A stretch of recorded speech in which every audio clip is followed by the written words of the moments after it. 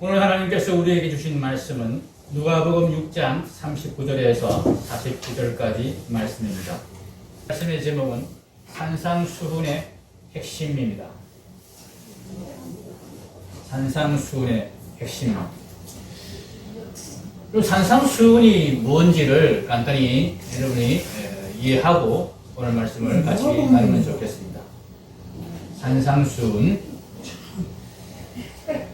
잘 못 찾으셨습니까? 누가복음 전에 누가복음 빠져갑니다. 예, 신약 성경 99페이지 누가복음. 나가 누가 비슷합니다. 예, 누가복음 36장 39절 49절 찾아 놓으십시오. 지금이라도. 산상수훈은 먼저 구약 성경에 있는 말씀을 가리켜 하는 이야기입니까? 신약 성경에 있는 말씀을 가리켜 하는 이야기입니까? 예.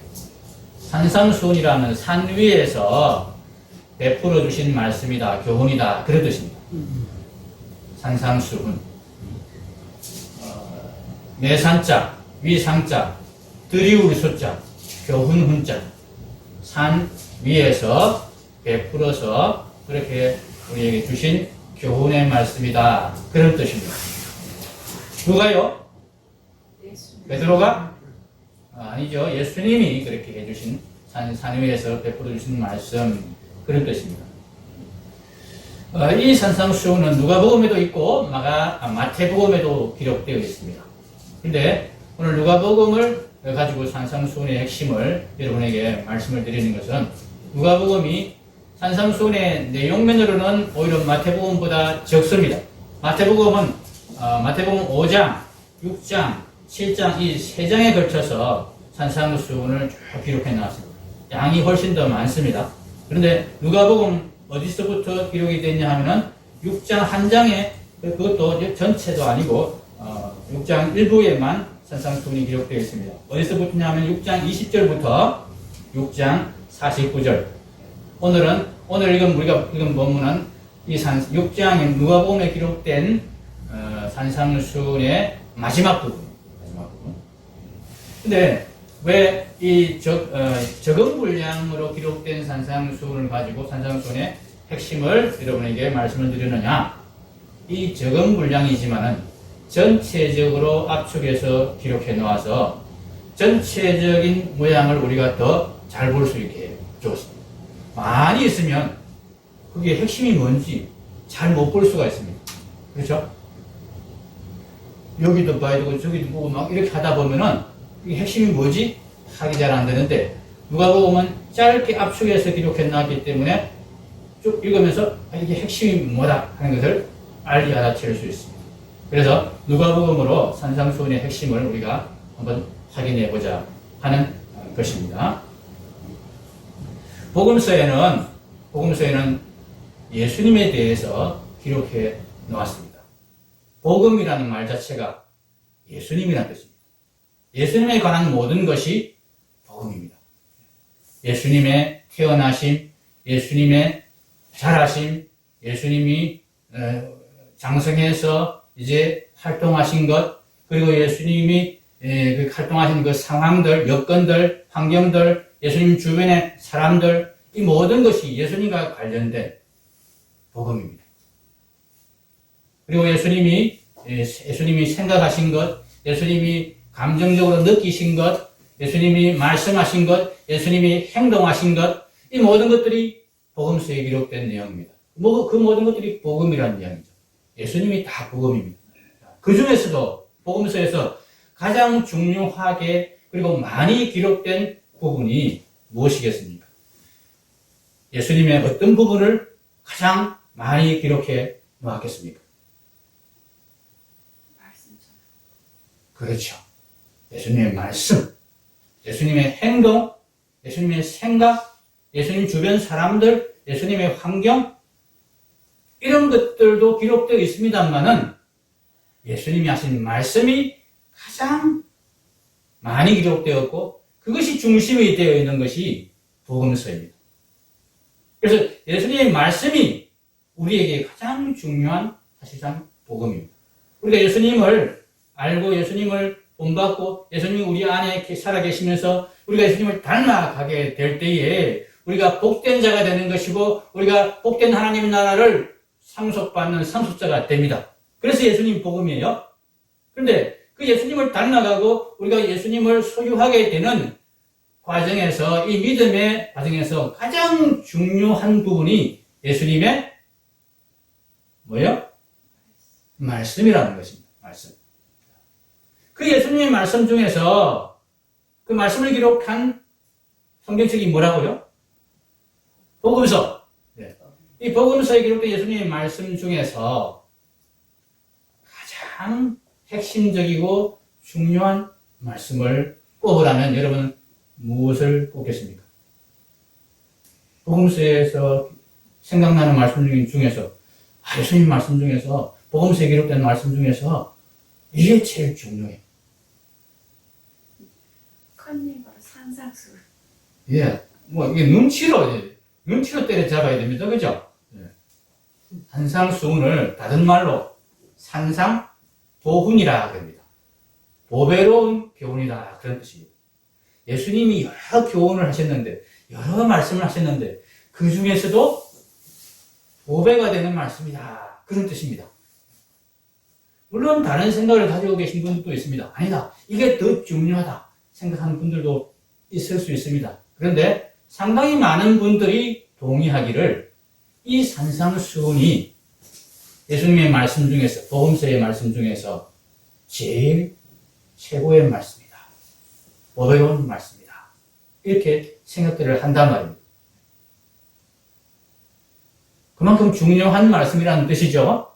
그런데 자, 그 산상수훈 중에서도 핵심이 뭐냐?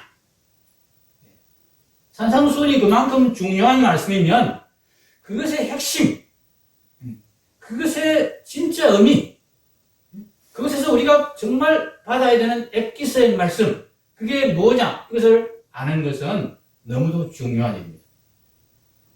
여러분 만약 나는 알고 있어. 나는 산상수훈의 핵심이 뭔지 알고 있어. 이렇게 분명하게 안다고 생각하시면 지금부터 주무셔도 됩니다. 그런데 뭔지 잘 모르겠다. 한번 들어보자. 이런 말씀이 있으시면, 이런 생각이 있으시면 오늘 말씀을 잘 들으시고 산상수훈이 왜 중요하고 그것의 핵심이 무엇인지 하는 것을 분명히 마음에 새기고 복된 사람, 복음의 핵심을, 복음의 핵심 중에 핵심인 거죠. 복음의 핵심이 산상수훈이고 산상수훈의 핵심이 오늘 말씀을 통해서 우리에게 확인될 때 우리가 복된 사람이 될 것입니다. 산상수훈은 예수님께서 구약의 율법에 대해서 쭉 설명해 주시는 그런 내용입니다. 구약에 말씀하신 계명에 대해서 그 계명의 진짜 의미는 이것이다. 이렇게 해설해 주시는 내용입니다. 예수님이 하나님 나라의 재판장으로서 하나님 나라의 판사로서 하나님 나라의 법에 대해서 해설을 하신다는 얘기입니다. 판사가 재판을 할 때 법 조문을 해석할 권리는 판사에게 있는 것입니다. 그죠? 피고에게 있지도 않고 검사에게 있지도 않습니다. 판사는 법 조문의 정신이 무엇하는 것을 알고 그 조문의 취지가 이것이니까 그 조문을 문자 그대로 해석하면 안 되고 이 법의 정신은 이것이니까 이 법 정신에 따라서 이 법을 이렇게 해석해야 된다. 이렇게 적용해야 된다. 이렇게 적용을 시키면서 해석하면서 판결을 내리는 것이 판사지요. 그죠? 그렇죠? 예수님이 지금 하나님 나라의 재판장이십니다. 법 해석자이십니다. 그래서 하나님 나라의 계명을 이렇게 해석을 하는 것입니다. 우리 누가복음에는 나오지 않지만 마태복음에서는 그 부분이 분명하게 드러납니다. 마태복음을 한번 조금 넘어가서 적어 놓으시고 한번 찾아가서 보겠습니다. 마태복음 5장 한번 보십시다. 5장 43절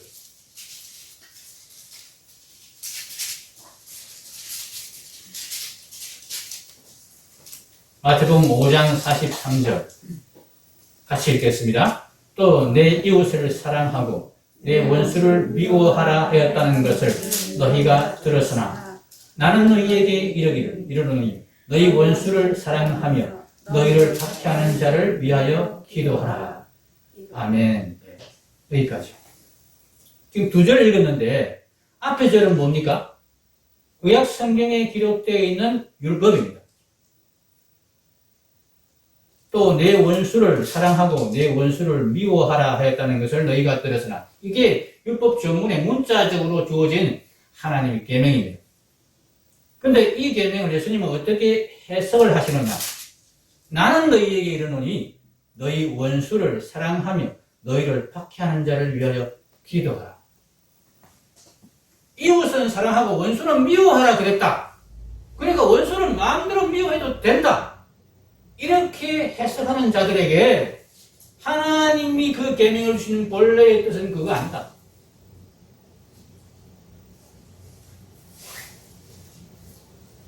네 원수가 어디 있느냐? 다 네 이웃이지. 네가 원수라고 생각하는 그 원수는 진짜 네 원수가 아니야. 사실은 네 이웃이야. 그러니까 나는 너에게 말한다. 원수를 사랑해라. 이게 하나님께서 이 계명을 주신 본래의 뜻이다. 예수님이 이렇게 해석을 하시는 거예요. 또 있습니다. 그 앞에 38절 한번 보십시오. 마태복음 5장 38절. 또 눈은 눈으로 이는 이로 갚으라 하였다는 것을 너희가 들었으나. 이게 구약 성경의 율법입니다. 눈은 눈으로 이는 이로 갚으라. 그렇게 말씀했다. 그러니까 도박해도 된다. 나한테 해코지 하는 놈 그냥 무사발 만들어도 된다. 이렇게 생각했습니다. 그런데 39절에 예수님이 또 어떻게 해석하십니까? 나는 너희에게 이르노니 악한 자를 대적하지 말라. 누구든지 내 오른편 뺨을 치거든 왼편도 돌려대며. 그 다음 쭉 더 나가죠. 이 말씀을 왜 주셨느냐? 눈은 눈으로 이는 이로 갚으라는 이 말씀을 왜 주셨느냐? 갚으라고 주신 게 아니다. 거기에서 거치라고. 하도 완악하니까. 눈만큼 당했는데 눈만큼 갚는 게 아니고 그래서 그 사람 아예 죽여버리니까. 눈만큼 당했으면 눈만큼만 갚아요. 최소한 상대방에게 내가 당 것보다 더 많이 갚는 짓은 하지 마라. 하도 완악하니까 말을 안 들으니까 그렇게 주신 것이지 본래는 갚으라고 하신 말씀이 아니다. 갚지 않을 수 있습니다. 갚지 않아야 된다. 이것이 하나님께서 주신 이 계명들의 본래 정신이다. 하나님은 우리가 서로 사랑하기를 원하십니다. 모든 계명의 밑에 깔려있는 정신이 사랑이다. 이웃을 사랑하고 상대방을 사랑하라는 말씀입니다. 그래서 최소한으로만 갚고 내가 갚지 않을 수 있으면 갚지 않아야 된다는 것을 하나님께서 원하시는 것이다. 이게 하나님의 계명의 본래 정신이다. 요즘 이렇게 해석을 하시는 거예요. 그러면서 이제 6장 마태복음 누가복음으로 돌아옵니다. 마태복음에도 있습니다만은 누가복음에 좀 간략히 되어 있으니까 보겠습니다. 누가복음 6장 27절에서 38절에 이런 내용들을 예수님께서 이게 하나님이 주신 진짜 계명이다. 하나님의 마음, 하나님의 그 뜻을 다르게 살린 진짜 하나님 나라의 법이다. 이렇게 말씀하시는 거예요. 이걸 우리가 한번 쭉 한번 읽어봅시다. 좀 시간이 가더라도 27절부터 38절까지. 그러나 너희 듣는 자에게 내가 이르노니 너희 원수를 사랑하며 너희를 미워하는 자를 선대하며 너희를 저주하는 자를 위하여 축복하며 너희를 모욕하는 자를 위하여 기도하라.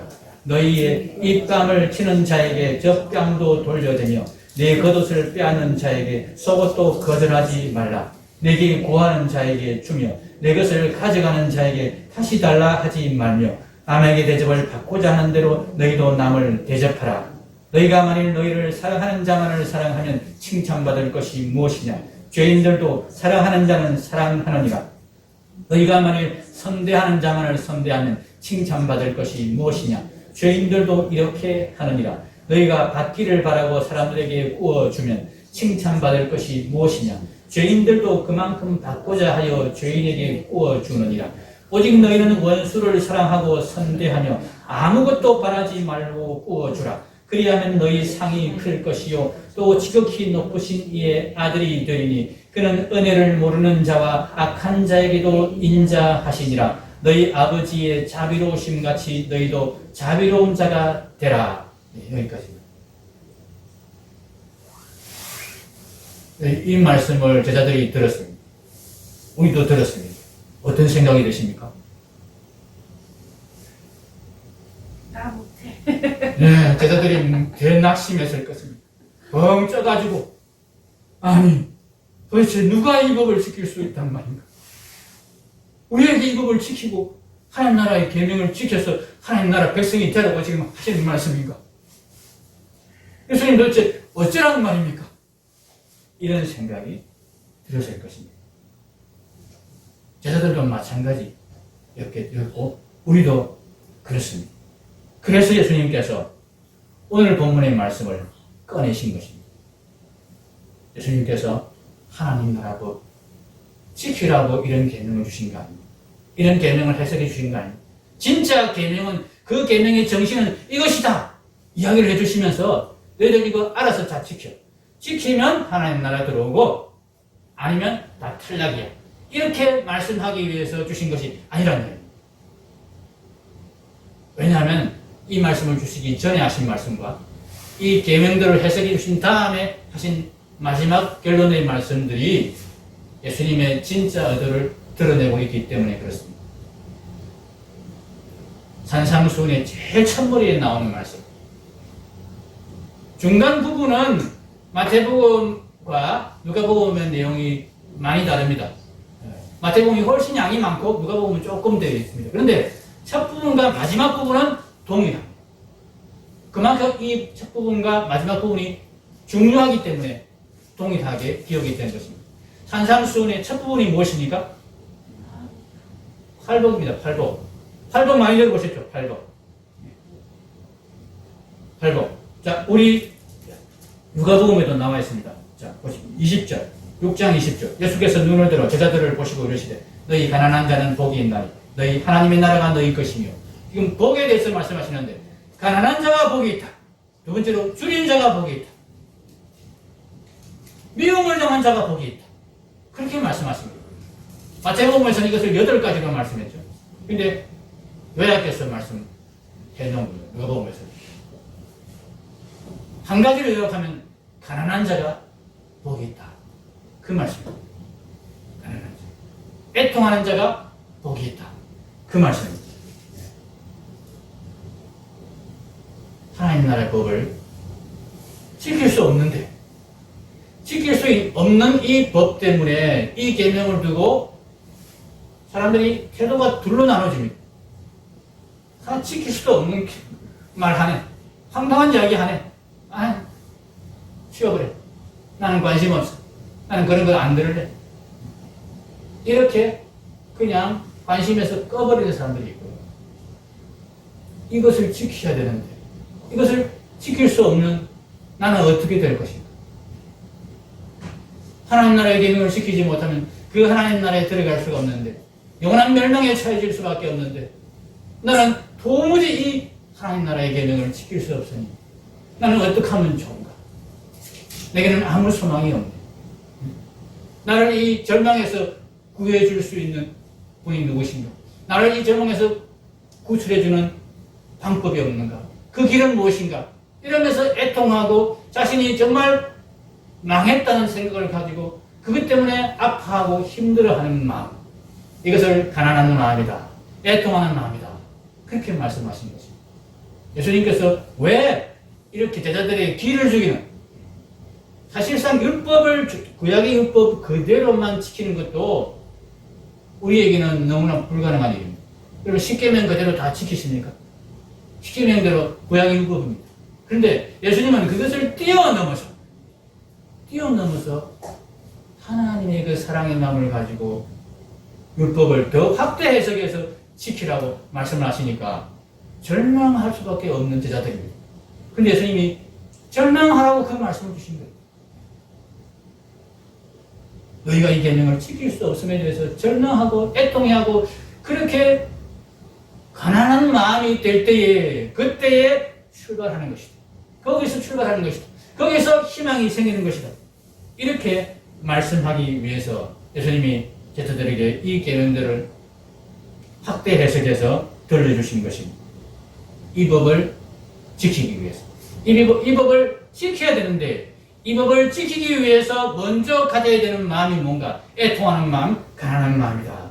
이 말씀을 예수님이 하시는 것입니다. 그러시면서 오늘 말씀을 이렇게 주십니다. 이 말씀을 지키기 위해서 어떻게 해야 되는지를 가르쳐 주시기 위해서 하시는 말씀입니다.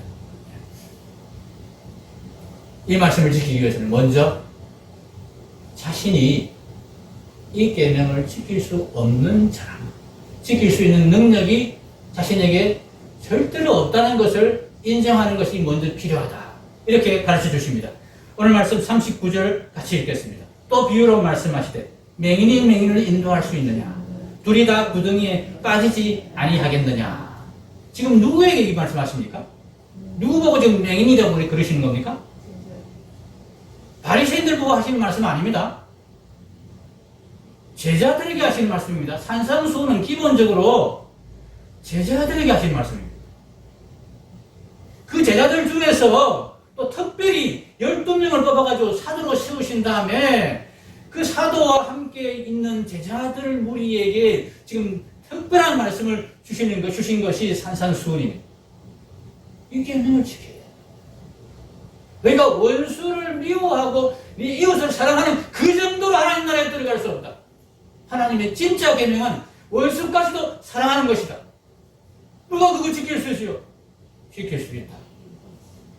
지킬 수 있다. 애통하는 마음 가지고 자신이 소경인 것, 자신이 맹인인 것을 먼저 인정하면 된다. 이 말씀입니다. 제자들은 스스로 맹인이라고 생각하지 않았습니다. 예수님 따라다닌 지 꽤 됐거든요. 예수님 따라다니면서 조금 본 것도 있고 배운 것도 있거든요. 우리는 이제 좀 됐다. 바리새인들 맨날 책망받는 저 바리새인들보다 우리가 좀 낫다. 이런 생각을 아마 했을 것입니다. 근데 사정시 예수님이 제자들에게 너희가 맹인이다. 너희가 이제 사도가 되어서 이 하나님 나라를 이끌고 가야 되는데 예수님이 계속해서 하나님 나라를 이끌고 가시지 않고 예수님은 죽어서 십자가에 죽으시고 부활하셔서 성천하시고 제자들에게 맡겨서 이 하나님 나라를 이끌어 가시게 할 계획을 가지시고 지금 하나님 나라를 출범시킨 겁니다. 나라를 만드신 거예요, 지금. 제자들을 통해서 12사도를 세워서 지금 하나님 나라를 지금 딱 출발시키신 거예요. 그 출발점에서 지금 하나님 나라의 법을 이야기하시면서 그 법을 어떻게 지켜서 하나님 나라가 세워지고 하나님 나라의 백성이 될 것인지를 지금 가르쳐 주시는 것입니다. 먼저 자신이 소경인 것을, 자신이 맹인인 것을 인정해야 된다. 그렇지 않으면 너희가 다른 사람을 인도할 수 없다. 둘 다 고정에 빠지게 될 것이다. 그렇게 말씀하시는 것입니다. 두 번째로 하시는 말씀입니다. 그 말씀이 자신이 소경인 것을 인정하라는 말씀을 이제 41절, 42절에서 형제의 눈 속에 있는 티는 보고 네 눈 속에 있는 뜰부는 깨닫지 못하는 것을 지적하는 말씀으로 다시 한 번 더 확인하셨지요. 그죠? 우리가 자신의 마음을 볼 줄 알아야 됩니다. 이 말씀이 실제로 무슨 형제의 눈 속에 있는 티는 형제의 허물을 말하는 겁니다. 내 눈 속에 있는 들보는 내 허물을 말하는 것입니다. 이게 실제로 사실입니다. 왜 그러냐 하면은 여러분 다른 사람의 허물은 어떻게 보입니까? 드러난 것만 보입니다. 그렇죠? 내가 그 사람 마음속을 알 수 있어요? 짐작만 할 뿐이지 실제로 알 수는 없어요. 근데 드러난 부분만 가지고 우리가 그 사람을 짐작하고 그 사람이 좋다, 나쁘다 이렇게 판단하는 거죠. 근데 드러난 것하고 그 마음속에 있는 것하고 여러분 똑같겠습니까? 여러분 자신을 한번 생각해 보십시오. 내 마음속에 있는 것과 내 밖에 사람들이 드러나선 사람들이 나를 알고 있는 것과 같이 않지 않습니까? 그래서 저 사람 상대방을 보고 나쁘다 생각을 하면은 그 사람이 드러난 것만 보고 나쁘다 그러는데 나는 어떻습니까? 나는 나 자신에 대해서 알고 있잖아요. 내 마음속에 있는 깊은 곳에 있는 것까지 다 알잖아요. 그러면 누가 더 허물이 많고 누가 더 나쁜 놈이겠습니까? 이건 드러난 것하고 감춰지는 것까지 포함한 나의 허물하고 비교하면 어느 것이 더 크겠습니까? 100번이면 100번 다 내 마음속에 있는 자신의 허물이 더 클 수밖에 없습니다. 그것을 말씀하시는 겁니다. 자신의 허물을 볼 줄 알아야 된다. 자신의 허물을 볼 줄 모르는 사람, 남의 허물만 가지고 계속 이야기하는 사람은 소경이다. 이렇게 말씀하십니다. 이 자신의 마음을 살필 줄 아는 자세, 자기 자신의 마음 때문에 애통하는 마음을 가진 사람, 이런 자질, 이런 마음 자세, 이것이 하나님 나라의 계명을 지키는 사람 되기 위한 가장 필수적인 조건이다. 이게 있어야 된다. 이것부터 시작한다. 예수님이 그렇게 말씀하시는 것입니다. 그 다음에 하시는 말씀이 있습니다. 그러면 그 애통하는 마음이 자기 마음을 살피는 것에서부터 시작했으면 문제가 어디에 있다는 것입니까? 문제 해결책이 어디에 있습니까? 겉으로 드러나는 것, 그게 해결하는 게 문제가 아니고, 그죠? 마음 해결해야지. 이 마음이 훨씬 더 문제가 크니까. 이것 해결하지 않고, 겉에 드러난 거 조그마한 거 해결해가지고, 그게 문제가 해결되겠습니까? 안 된다는 겁니다. 그래서 마음에 대해서 이야기하십니다. 43절부터입니다. 못된 열매 맺는 좋은 나무가 없고, 또 좋은 열매 맺는 못된 나무가 없느니라. 이게 무슨 말씀이냐? 45절 말씀이 이 말씀의 설명입니다. 같이 읽겠습니다. 선한 사람은 마음에 쌓은 선에서 선을 내고 악한 자는 그 쌓은 악에서 악을 내나니 이는 마음에 가득한 것을 입으로 말함이니라. 아멘. 우리가 하나님 말씀을 듣고 신앙생활을 하면서 이 부분을 참 많이 놓칩니다. 행동을 자꾸 신경을 써요. 이건 나와 다른 사람 관계없이, 자타 관계없이 행동에 대해서만 신경을 씁니다. 많은 분들이 그렇게 합니다. 예수님이 그렇게 하지 말라고. 그렇게 해서는 문제가 해결되지 않는다고 말씀하십니다. 열매에 신경을 쓰지 마라 하시는 거예요.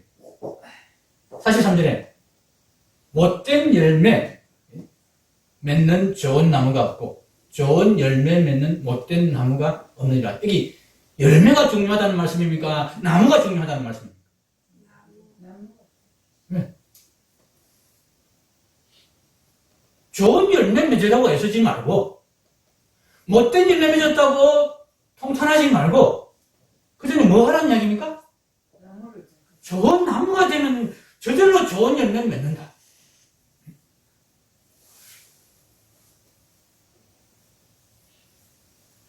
착한 행동하려고 애쓰지 말고 착한 모습 보여주려고 애쓰지 말고 뭐 하라고요? 착한 마음, 좋은 마음 만들기 위해서 애써라. 선한 사람은 마음에 쌓은 선에서 선을 내는 것이다. 마음은 악한데 행동으로 선한 행동을 보여주려고 하니까 얼마나 힘이 듭니까? 하는 척은 되는데 하다가 그냥 또 포기해버리고 하다가 본색이 드러나고 그래서 서로 실망하고 서로 상처가 되고 그렇다는 거예요. 행동으로 자꾸 보여주려고 하는 그것을 포기하고 네 마음이 악하다는 것을 인정하며 마음에 집중해. 마음에 문제가 있는 것을 알고 그 마음을 고치기 위해서 거기에 애를 쓰라. 이렇게 이야기하시는 겁니다. 먼저 여기에 관심을 둬야 된다. 그 다음, 그러면 그 마음은 어떻게 고치느냐. 예수님이 그것까지도 말씀해 주십니다. 46절에 너희는 나를 불러 주여 주여 하면서도 어찌하여 내가 말하는 것을 행하지 아니하느냐. 우리 이 말씀을 책망하는 말씀으로 받으시면 안 됩니다. 이게 누구에게 하시는 말씀입니까? 바리새인들에게 이 말씀을 하셨으면 책망하는 말씀이라 우리가 그렇게 생각할 수 있습니다. 그런데 누구에게 하신 말씀입니까? 제자들, 특별히 12사도를 세우신 다음에 그 12사도를 집중적으로 바라보시면서 말씀하셨습니다. 하나님 나라를 이끌어갈 그 12사도, 하나님 나라의 기초가 되고 반석이 될 그 12사도를 두고 하신 말씀입니다.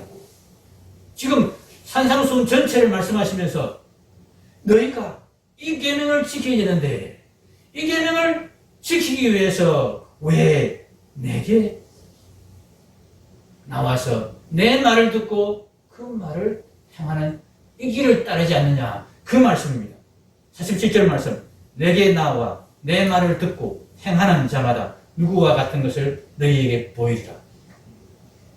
나를 불러 주여 주여 하면서도 어찌하여 내가 말하는 것을 행하지 아니하느냐, 행하지 못하느냐.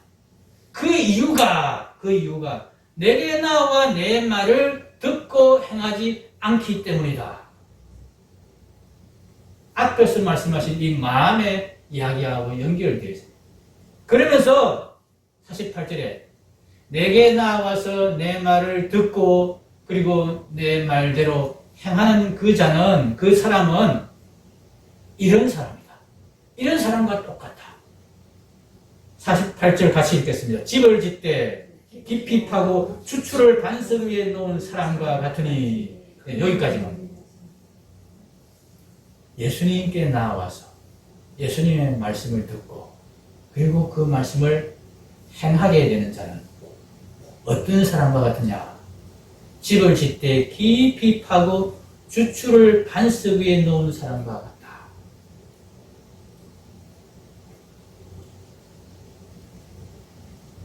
기초가 중요하다는 말씀입니다. 이 마음을 선하게 마음을 고치는 이 문제가 중요한데, 그러려면 내게 나와서 내 말을 들어야 된다. 내 말을 듣고 행해야 된다. 그런 사람이 바로 이 기초를 깊이 반석 위에 두고 집을 지은 사람과 같아서 그 사람의 행함은 선한 행함으로 계속 나아갈 수 있습니다. 한두 번 그렇게 나타나다가 그냥 허물어지는 그런 모습이 아니라 굳건하게 계속해서 말씀대로 선한 행동을 하는 그런 사람이 될 수 있다. 이렇게 말씀하시는 것입니다. 듣고 행하지 아니하는 자는 어떻다 그럽니까? 주추 없이 흙 위에 집 지은 사람과 같다. 예수님의 말씀을 듣고도 행하지 않는 사람이 있습니다. 예수님의 말씀을 아예 듣지도 않는 사람이 있습니다. 이런 사람들은 주추 없이 흙 위에 집을 지었기 때문이다. 그 이유를 말씀하시는 거죠. 우리가 예수님 말씀을 듣고 행하는 이 하나님 나라의 계명을 지킬 수 없는 이유는 우리가 기초를 닦는 데 등한히 했기 때문입니다. 여러분, 마음을 바꾸고 마음을 변화시키는 방법은 예수님이 가르쳐주신 이 방법밖에 없습니다. 먼저 예수님께 나온 47절입니다. 내게 나와 내 말을 듣고 행하는 자마다. 어떤 사람이라고요? 집을 짓되 깊이 파고 주추를 반석 위에 놓은 사람과 같다. 예수님께 나와야 됩니다. 우리 마음을 변화시키는 말씀을 주시는 분, 우리 마음을 바꿔낼 수 있는 능력을 가지신 분은 예수님밖에 없습니다. 명강사를 찾아간다고 되는 일이 아닙니다. TV에서 말 잘하는 사람들 얼마나 많습니까? 그 사람들의 말을 듣는다고 해서 마음이 바뀌지 않습니다. 예수님께 나와야 돼요. 예수님만이 우리 마음을 바꿔주실 수 있습니다. 예수님께 나오는 자들을 예수님이 그 마음을 바꿔주시기 위해서 예수님이 성령님을 보내셔서 우리 마음에 딱 반석이 되어주십니다. 그리고 예수님이 반석이 되어주신다고 해서 그것이 자동적으로 우리 마음이 바꾸는 것과 연결되지 않습니다. 그 예수님이라는 반석 위에 우리 마음이 쫙 붙어야 됩니다. 자, 앞을 쳐다보십시오. 반석이 여기 있습니다. 예.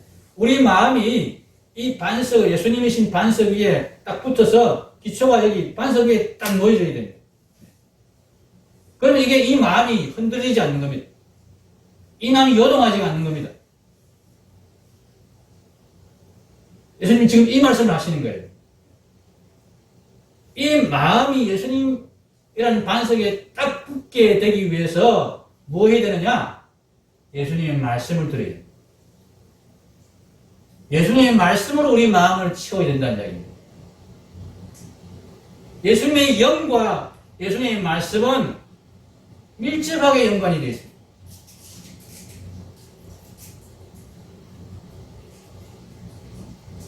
말은 우리 마음의 가치관이라든지 마음의 방향을 확실하게 결정하는 그런 능력이 있습니다. 예수님의 말씀이 우리 마음에 쌓일 때 예수님 영과 딱 밀접하게 접착제처럼 딱 붙을 수 있는 그 말씀들이 우리 마음에 가득 차게 되면 우리 마음이 예수님과 결합이 된다는 이야기입니다. 무슨 말씀인지 이해가십니까? 예수님이 근본 방향을 딱 잡고 인생의 방향을 잡고 우리 안에 좌정해 계시는데 우리 마음은 예수님과 별개로 이리저리 막 떠돌아다닙니다. 이러면 예수님의 계명을 하나님의 계명을 우리가 지킬 수가 없습니다. 무슨 말씀인지 아시겠습니까? 예수님은 하나님 나라를 향해서 우리를 이끌어 가십니다. 우리 가운데 오셔서 우리 가운데 자정하시고 우리를 그 나라로 이끌어 가십니다. 그런데 그 예수님에게 우리가 딱 마음이 붙어야 되는데 우리 마음이 이리저리 막 방황을 하게 되면은 그 예수님과 함께 우리가 가지 못한다는 거예요.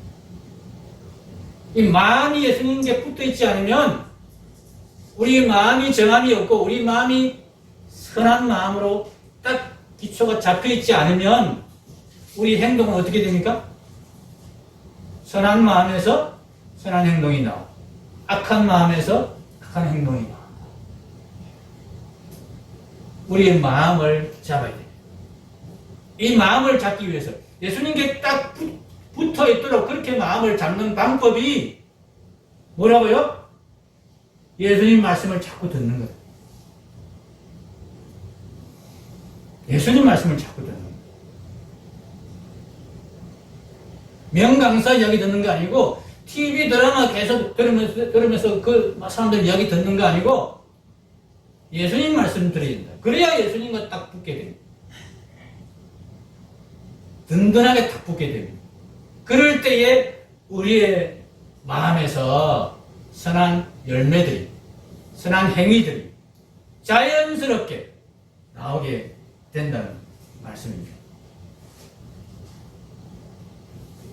말씀 들은 대로 여러분이 행해 보십시오. 듣고 예수님께 나와서 말씀을 듣고 행하라 그랬는데 순서가 어떻습니까, 여러분? 예수님께 나왔습니다. 예수님을 영접하라는 얘기입니다. 예수님 믿으라는 얘기입니다. 예수님을 주인으로 모시라는 얘기입니다. 구체적으로는 더 예수님께 나온다는 말은 뭡니까? 교회에 나오라는 얘기입니다. 예수님께서 이렇게 말씀하셨습니다. 두세 사람이 내 이름으로 모인 곳에는 나도 그들 중에 있느니라. 우리가 예수님의 이름으로 모일 때에 예수님이 그곳에 함께 계시겠다고 그렇게 약속하셨습니다. 예수님께 나온다는 말은 바로 이 의미입니다. 예수님의 이름으로 모이는 것입니다. 그럴 때 예수님께 나오는 것이 되는 것입니다. 그 자리에서 예수님의 말씀을 들으라고 그러십니다. 여러분, 오늘 제가 여러분에게 드리는 이 말씀은 제가 드리는 말씀이 아니고 예수님의 말씀입니다. 목사가 설교를 할 때 정말 하나님의 말씀을 그대로 전하기 위해서 많이 고민하고 했습니다. 함부로 내가 하고 싶은 말을 하지 않기 위해서 많이 절제하고 정말 애씁니다.